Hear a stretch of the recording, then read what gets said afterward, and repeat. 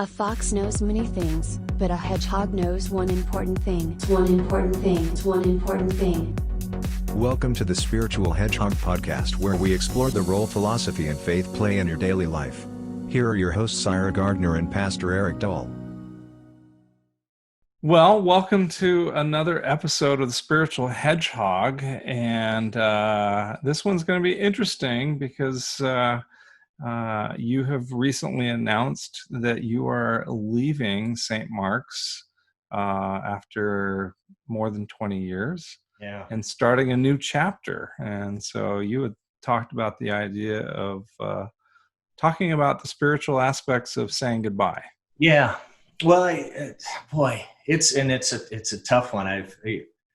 I think I can already feel myself emotionally tired because I'm trying to be present as much as possible as I'm saying goodbye to people. And when I talk about a spiritual aspect of it, I guess I think there are so many ways to run away from saying goodbye, but I think in the midst of relationships, God calls us to take those relationships seriously enough to make sure you're intentional and not just running away. I don't know if I ever told you this, Ira, but when I was a kid, the big joke was anytime the goodbyes would start or whatever, I just head to the basement. I didn't like to deal with it, and so, and I think in part, I think about leaving my first call. Once I was away from there, I just wanted to be gone. And so in my 22 years at St. Mark's, I think there is a spiritual aspect of thinking about how we say goodbye. And a couple of stories come to mind. One, I remember, I've talked about my trip to India before, but I remember as we were saying goodbye, one of the Indians from India was saying, "You Americans, you're so bad at saying goodbye. We always just talk about until we see you again." He pulled the English word "ta-ta" out because, of course, they're an English colony. But he said, there is really that sense of we are sending you and we will receive you anytime you come back. And I think we've lost the sense for goodbye is just old English that God be with you. That's what goodbye comes from. And we shorten it, and I think we've totally forgotten that. God be with you as you go. God be with you as you come back. So yeah, I know you've been in Spokane. You moved away for a little bit, and then you came back. I have been here for almost my entire life since I was 9 years old. Okay. I am not particularly good at saying goodbye. In that I am not particularly good at even moving. I've lived in the same. I've only lived in since I was an adult. I've lived in 4 places. Okay. And that's my son, by contrast, he's 23 and he's already lived in 6 places. And they're looking to buy a house, and I'm sure that they will be one of those couples that moves every so many years. Okay. So I tend to stay pretty rooted, even though I like to travel a lot.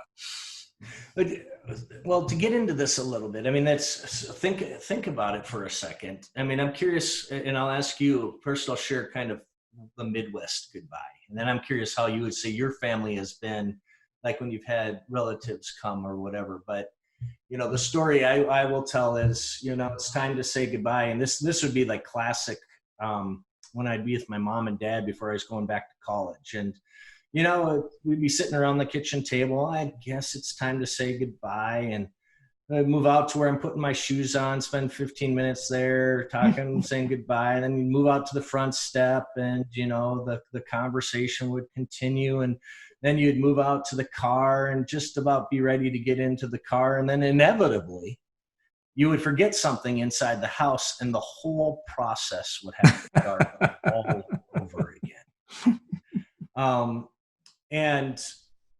But something I remember that started with my dad is my dad would always say a prayer for me, right as I was about to drive away, and he would say it out loud, usually with his arms around me, and Mm-hmm. so it was the very intentionality. But we call that the Midwest goodbye because it's true. That would happen all over the place wherever we would go. Is just you couldn't just leave, but there's something healthy about that too, Mm-hmm. that intentionality that happens to say, we don't know when we're going to see each other again. How do you mark that time? So I don't know. Do you have any stories or recollections? I know I might be pulling some stuff out of you here, but I have a couple other No, I thoughts. mean, what's interesting for me, the topic of goodbyes is an interesting one for me. The way my family of origin culture works, um, it's been more of, well, see you next time, and just not the Midwest style at all, but rather, hey, this is great, see you next time, we'll see you when we see you.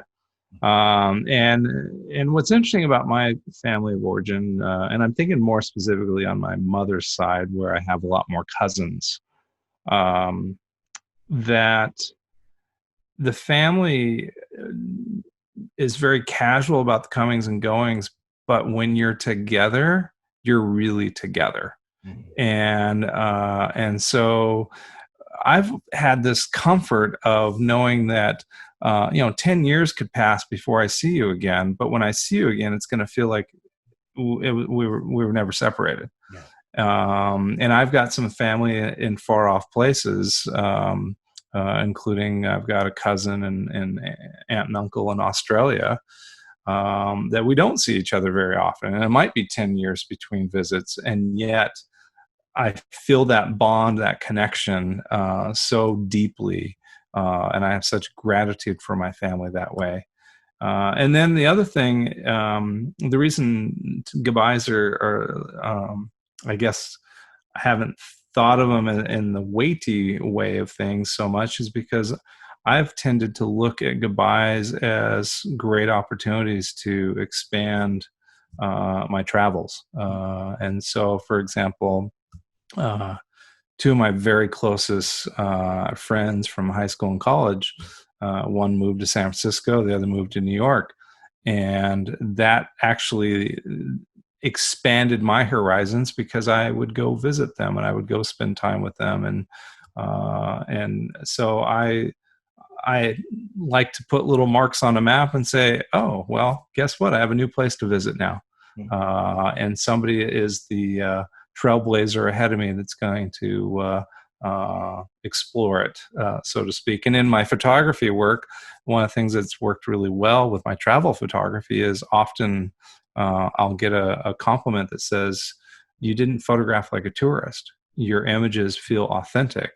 Well, that's in part because of two things. One, I'm spending time with friends and family that truly know the places that I'm traveling. And secondly, because I have friends and family there, I'm often staying much longer than I would on a typical vacation. And I get to know that place and I get to photograph it a little bit more. So, and then I guess, the other thing I think about is I try to honor the relationships um, in a way that goodbye doesn't feel so permanent. That's nice. Well, so as a teacher, you have to say goodbye to students every year. Yeah. Um, Yeah. and my guess is some of your students get pretty close to you and not only intellectually, but there's always an emotional bond too between, teacher and student. Have you, have you noticed that you set up over the course of your time as a teacher any rituals in ways of saying goodbye, or is the final test or the final paper or whatever, does that and whatever you write on their paper kind of become the goodbyes? Or Well, now you're touching upon a sensitive subject for me, which is the fact that I have been teaching now for 22 years, and I only just now feel like I have figured some things out that I kind of regret not having figured out sooner. Because you're right, I do feel like I need to have done more to honor that relationship, because the fact that I teach within a program of study where my students are with me for 2 years. Some may take a little bit longer than 2 years, but by and large, a minimum of 2 years together. I get to know my students extremely well, and the goodbyes are made more difficult that way because, of course, it's almost like the goodbye of a parent of like, okay, now I want you to go out and be successful. I want you to find happiness. I want you to thrive and prosper. And I just pray that I've equipped you with the survival skills necessary to thrive. But I've been thinking more about the fact that there's more that I should be doing in developing rituals of goodbye. Because I keep thinking about this quote that I can't remember who said it, but that basically people don't remember what you do, they remember how you made them feel. Yeah. And I think goodbyes are about setting the tenor of how do you want people to feel when you're remembered or when you're away, when you're apart from each other. So I think that is a big part of what a goodbye is about, is how do you want people to feel as a potentially last impression. We always talk about first impressions being so critical to the formation of any relationship, but I also think the goodbye is even more powerful, particularly if there's a chance you might not see that person again. Some biblical images that come to my mind. One is Jesus in John's Gospel. The writer of John's Gospel gives basically 3 chapters for Jesus saying goodbye to his disciples. And, that maybe towards the end of this, we can just touch on a little bit. There is the goodbye when you're saying goodbye to a loved one, and also, the final goodbye of death in a sense. But for Jesus, it's setting the scene. So it's also, if you look at the Old Testament, whether it's Moses or whether it's Joshua or whether it's Jacob or even Noah, and some of these folks have these, basically there's this speech that happens. And as they are saying goodbye, to kind of set that scene. Well, it starts in some ways, very beginning part of that farewell discourse for Jesus is believe in God, believe also in me. In my Father's house are many, we used to say mansions, but many dwelling places. If it were not so, would I tell you that I go and prepare a place for you? I think that does get at what you're talking about, and that little sense of, they don't remember what you say, they remember how they felt. And I almost wonder if part of the journey that Jesus is setting up there is that emotional connection that says, not only have I had you in life, I will have you in death. And that emotional hook that's going to allow, the sustaining that goes on. And so, and the other one, and this, and I think about this, I'll either write about this one for the church, or I might use it in this sermon, the final sermon that I give of my 22 years of ministry. It's, and you've heard me use this passage before from Philippians 4, rejoice in the Lord always. Again, I'll say rejoice. Well, that same word, again, when you talk about cultures and the different ways, that same word rejoice can also be translated farewell in the Lord always. And again, I will say farewell. I think there's an emotional and psychological connection that happens when goodbyes are done well, that especially with people that you have known that have been instrumental in your life. So like your friends that are scattered, I would say that, and that ability just then to pick up right where you left off, it's because there's an emotional trust and emotional health that has happened there. My example right now in the midst of this pandemic that we're doing is suddenly my college friends, one in Brazil, one in New York, one right now he's in California. He just flew back from Nepal. We're all over, we hadn't probably really sat down, all four of us, for a conversation in 15 years. And then, then when we do, it is like no time has passed. That depth of emotion is there because we got to know each other in a sense.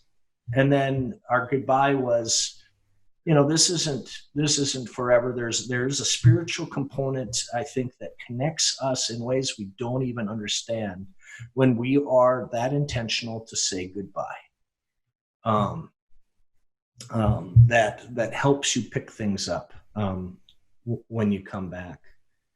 I don't know. So when you say, I appreciate you being a little bit vulnerable to say, you're trying to figure those things out as you go through 22 years of teaching, and for me, 22 years of being a pastor at St. Mark's. I'll celebrate my 25th anniversary of my ordination on July 9th here. Nice. A little over a week away, and really starting to think about, I suppose, when we hit that second stage of life, we're thinking about those relationships. Are we saying the things we need to say? To me, it has to come to intentionality. So, before I throw a question back at you, are there people that you have known have said goodbye well? And so that's the question. And my motto for this is, and correct me, I can't remember if I've talked about him in the podcast before, but Wayne Gilman. Oh yeah. Yeah. So I did. But it just rings this vision. He has lost so much weight because he's been fighting cancer. He knows he's going to die. And yet he makes himself present in the narthex at St. Mark's so people could face him and say goodbye to him. And he's just spent after a Sunday morning of standing there, and greeting people. His face is drawn in, a shadow of him former self physically. But man, spiritually and emotionally, he was all there. Okay, you got me all chilled just thinking about that because, I knew him because I went to high school where he was coach, Coach Gilman. And then he, had an influence on my son even. It's just, and of course I knew the family. So I get chilled just thinking about that. But what a great example of how to say goodbye when you're the one leaving. Yeah. Can you, do you think of anyone, that you look at that you would say has, did that well? Or Well, it's interesting. There are lots of different kinds of goodbyes. So there's end of life goodbye. And of course, I can remember saying goodbye to a dear friend that was ending life at a hospice care facility, and I was grateful for the opportunity to have that goodbye. We both knew it was the last time, and he passed literally the next morning after I left him. And that was a goodbye that was largely, there were no words, there was just touch, there was just hand holding, and by that point speech had become virtually impossible, but there was the communication of eyes and touch and spirit. And I think that, I think we underestimate, and I think this gets at, why we're having this conversation. We underestimate the value and the role that spirit plays in our sharing our humanity with one another, and how powerful goodbyes can be for tapping into that spiritual aspect of our life. And so I think about goodbyes of end of life, but I also think about goodbyes like we've already talked about, of people moving away that you may or may not see, and especially in the world we live in today, where you don't know whether you can travel or not. And then I think of goodbyes that are to me, some of the saddest goodbyes are endings of relationships that are, for me, almost more difficult, because unlike a funeral or unlike a physical leaving, it's a goodbye of somebody that was important to you, a loved one, that the relationship ended. And so you have this knowledge that they're out there somewhere, but and so, but I have had beautiful goodbyes and beautiful endings that were emotionally deeply satisfying, and I grew from them. So again, that spiritual part is present, because sometimes goodbye is associated with growing pains. And then there's the goodbyes that we initiate for our own preservation. Maybe it's a relationship with somebody that's unhealthy for us, and learning to say, I love you, but I need to love you from a safe distance. And so I think of things such as, if you're dealing with somebody who has an addiction, there's a term or a colloquialism within Al-Anon about tend your own acre, and maintain your boundary, and you take care of what's inside of yours, and you let the other person take care of what's inside of their circumstances, because sometimes we have to say goodbye in order to not be meddlesome and not be enabling or not be other times you might call it tough love, if you will, but I call it as loving from the best position that relationship needs. And I don't know if you've had those experiences in your life, but I have, and those are very, very difficult decisions to make. No, I have, and or at least definitely for chapters of my life and things. Whether it's I went through a divorce, and you don't forget those people, or those relationships in college that were meaningful, or and then, like you said, those people that you just got, at least for me, you get enmeshed with, that you can't even always see yourself in the midst of what's healthy about this, and yet you're drawn to this person, and so there is more finality in those goodbyes.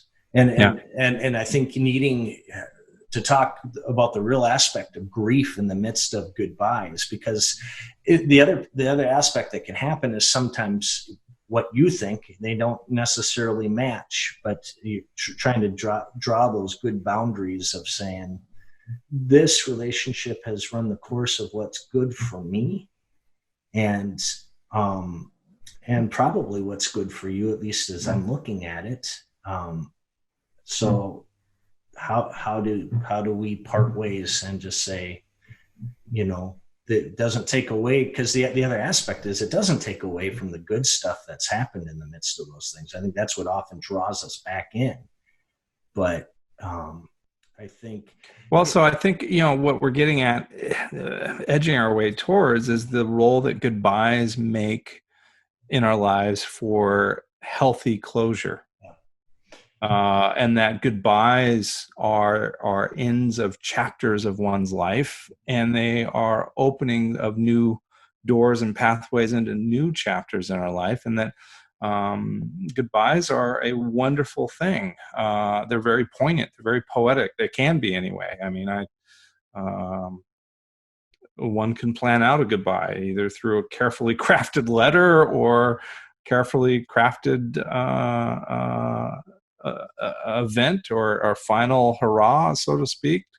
There's any number of ways to go about doing goodbyes well, and I think that's what we're trying to get at in some respects, is pausing to reflect on what constitutes a positive goodbye, as opposed to one that leaves lingering doubts or unresolved emotions. Right. So to use, again, thinking about some scriptural references of Jesus, and as he's saying goodbye, in John, he also gives them and he does this to both people. The disciples he knows are going to follow him to the end, and the disciples he knows that are going to betray him, and the disciples he knows that will deny him. And yet to a T, he has words for them. And to the group of disciples, as he's, kind of going through that last battle, and he knows he's saying his final goodbyes, there's this to say, stay with me, remain here with me, watch and wait. And I think so often people just want to know what they can do. And there's a graciousness of allowing people to find something to do in the midst of a goodbye. It's why I think we forget how important ritual does play a part in our lives to find ways. So we just said goodbye at St. Mark's also to our director of youth ministries from her role. She's still going to be at St. Mark's. And so that's a different type of goodbye. But during the worship service, we really took time to honor her, allow her to say goodbye from that position, and then allow ourselves to ritualize that with prayer and a blessing. And then and we will do then the same thing with a hello for the next person that we have in place. So speaking about saying goodbye well, I just don't think you can't skirt it, you can't shortcut it. Yeah, you just have to. Well, you can, but then you'll be left with some lingering pain of unresolved feelings. You can't, right, and it's not only that, it keeps you from being able to say hello in the next chapter of your life to wherever you're walking into. I was, looking at some psychological aspects of this, and that's what it is. Yes, you can walk away, but you either pay the price now or you're going to pay it later, and paying it now is going to have more rewards and allows, at least this is my ideal, and trust me, there are going to be days when I know I won't do it well, but again, trying to channel a little Wayne Gilman in the midst of this, even though I'm not dying, I'm just moving to Eugene, Oregon, but thinking, I'm realizing more and more how much I love St. Mark's and how much I love the people I've had the opportunity to serve, and how I want to honor them and let them know how much they have honored me in my ministry that I've had. Well, what's interesting too is I'm just thinking on the fly here. As you leave St. Mark's, one of the things you're saying goodbye to is the day-to-day interaction in this important role that you play in the lives of these people, and you're going to be starting a new role, working with a new group of people. So that goodbye is also part of it's part of a death and resurrection process that life we go through over and over. I mean, we say goodbye to childhood to enter into adulthood, and we are seeing where if we don't do that well, there's problems in young adults that don't have a ritual associated with it. There's a lot of research coming out right now and a lot of conversations about what rituals do we need to have help people transition from different stages of life. So that's a whole nother topic, a whole nother episode. But this idea of the concept of goodbye, ritual, ending one chapter, starting a new chapter is incredibly important. And it's going to be this process of how do you disentangle the day-to-day and put it in a safe, good place in order to be open. And, in order to embrace something new, we have to set down something that is already in our arms. And I was thinking about, as you were talking, the fact that, I just recently edited 2 retirement videos where colleagues got together with me and I recorded their goodbyes to their colleagues, because we couldn't do retirement parties in person. Right. And yet the videos were so compelling, so like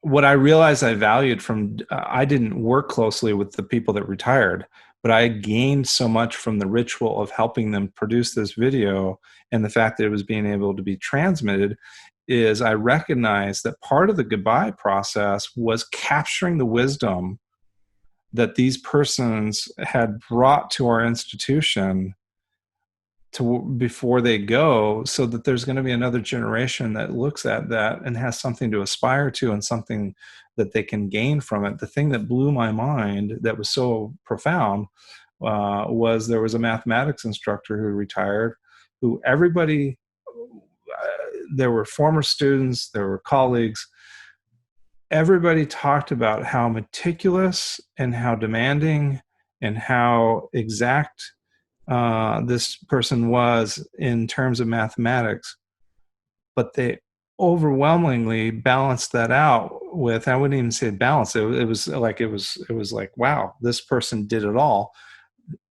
Overwhelming amount of description of what a kind, nice, gentle, helpful, supportive, incredibly giving human being this person had been throughout their entire career. And again, it was clear that he was able to be successful, exacting, and demanding because of the way he made people feel through the process with his kindness and gentleness. And I found myself feeling grateful that we had a formal process of recognizing that, so that new hires could maybe get a glimpse of, what does that really look like? How do we do that? And so, a big part of our goodbyes in our life will happen in our career transitions. Yeah. Such as this one for you. Yeah, no, and it's very true. What I'm reminded, thinking, did you ever watch the show MASH regularly? Oh yeah, it's one of my father's all-time favorites. He will still watch it nightly if it's on. Well, the last episode, what I remember about it, and because I just popped into my head now, is I remember I think it's BJ and Pierce that are, BJ isn't wanting to say goodbye to him, and it's not any, and Pierce is looking for him, trying to get that goodbye, and takes off in the helicopter, and BJ has written out goodbye in stone, so he could see it as he was taking off.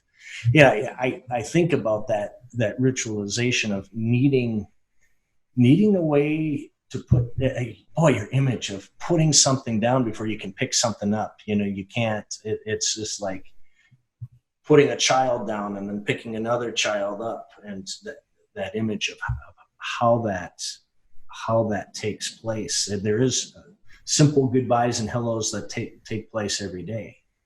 And yet our culture tends to be horrible at it. Maybe it all stems back to that Beatles song, "Hello, hello." I don't know why you should say goodbye. I say hello. Yeah. Not saying goodbye. We don't want to do it. Not going to do it. But that real sense again that God be with you.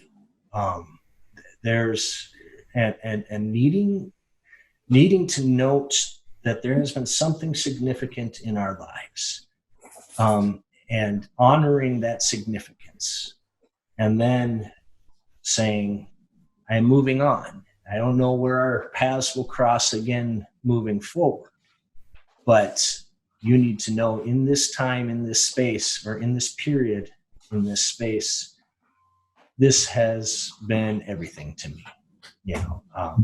Okay, go upstairs. Murdoch has decided to come down. I'm alone in the house today, and he's needing a little. He doesn't have his usual people here, so I'm working. Go back upstairs. That's one of the fabulous parts of Zoom, right? Is to have the pets in the midst. Yeah. So our chocolate lab has just turned 3 months old, and we can start taking, or 4 months old, can start taking her on walks now. as of today. Oh, nice, nice. And saying goodbye to a pet is what's interesting too about pets is they remind you that they don't always connect with the future tense. So, you know, they're in the now much more than we are quite often. And goodbye doesn't mean the same thing necessarily. But it was nice when I came back from my most recent trip. It was obvious that he had clearly missed me. Yeah. And has been very happy that I'm home. But I was thinking about the other value of goodbye is on so many levels. Goodbye is the opportunity, and the way we can do goodbye well, I think, is it's an opportunity to express what we have learned from one another. Mm-hmm. And so, even what I do try to do, and I have always tried to do when a class and a session ends, there's always that wrap-up session and that well wish for success in the future. And I think that's a big part of goodbye, is to recognize what have we learned from one another, what do we value, what are the takeaways from this experience together, and what do we hope for in the future. Yeah. In a very simple way, one of the places I've seen that done well is our former bishop, Martin Wells. Whenever we'd have a speaker where the speaker would bear things out for 3-4 sessions, and he would always have somebody set to do a thank you, and then allow the rest of the people to say a thank you as we would send that person out from our midst to say what we had learned from them in our time together. We got to say hello to them, and it was a ritualistic way to say goodbye to them. Another aspect of that is Holden Village Retreat Center in the Cascades. They send people out every time. First, they welcome everybody. Everybody stops what they're doing when the bus comes in the village, and they all are waving and they're all greeting the people. But at the end, at the last meal, they do what they call the sending prayer, and we've been using this in our church to end our services. We don't know where we're going, only that your hand is leading us and your love supporting us along the way. And so we call it the Holden sending prayer, but I think finding ways to send one another. So I'm talking to my staff as I'm saying this, and one of our members on the staff said, Eric isn't leaving us, he is going. And what she was saying by that is he's not like abandoning us to our own resources or whatever, but he's going somewhere else to share the gifts that he has to another place. And I felt that very, very affirming about thinking about how do we send people in their next go, wherever their opportunities are going to take them. And so in different ways. So trying to think, where in our culture, it would have been normal to hug one another, and it would have, or at least, shake, or, in Italy or in Brazil or in Portugal, they would kiss each other on the cheek, both coming and going, and have that, that physical space. So I'm trying to figure out how do we touch one another, not only emotionally, but I can't do it physically right now, but there's still ways to touch one another as we say goodbye. Well, I was thinking about the role that objects play, memento. I was thinking about, at retirement, we quite often will do the retirement watch, the paper desk paperweight, or it's the photo scrapbook. I'm blessed. Sarah does an amazing job of documenting our life together through scrapbooking. And I, in my professional work as a photographer, do a lot of documentation of events and people's lives. I've had so many profound experiences of knowing that the portrait I made was going to be the last photo of somebody. I mean, I literally had that happen 3 times last year. Yeah, and so I know the power of memento, the power of these things. And I think about even my son when he turned 13. For me, becoming a teenager was the first step from early childhood to adolescence and young adulthood, etc. I went out and found a compass in a rosewood box and had it had a plaque put on it with a quotation from I believe it was Emerson, or basically to not follow in footsteps, but to blaze your own trail, and just wanting to honor the fact that he was growing up, and it's kind of fun because I ended up when he moved away initially, he wanted me to hold on to it. Now that he's gotten more settled, we placed it in his home, and I think of those are some of the ways that we send the power of our relationship with somebody as they go. Yeah. It is through memento. Right. Well, I think objects do have meaning to us, and they do represent things, and I think that's so right. I mean, it's whether it's even that formal, those formal goodbyes, or for me, my dad giving me the Rod Carew autographed baseball, that he got when we were together, and something that reminds me forever of the time my dad and I had together, and one of the things we shared that we loved. But we do that in different ways, whether it's a piece of art or a scrapbook, or different ways. I think that they do play an important part. I mean, this is coming from a guy that's not very sentimental when it comes to stuff. Like, I want to get rid of clutter all the time, but there are a few things. Messing to take that away from me, because that does mean something. Trying to honor that, thinking, the other aspect of this is I'm not the only one saying goodbye in my house. It's my wife, Katie. And when we were talking about pets earlier, my wife has walked through numerous people that have put their pets down with them, and she has done it with compassion. She's often gone to people's homes to do it.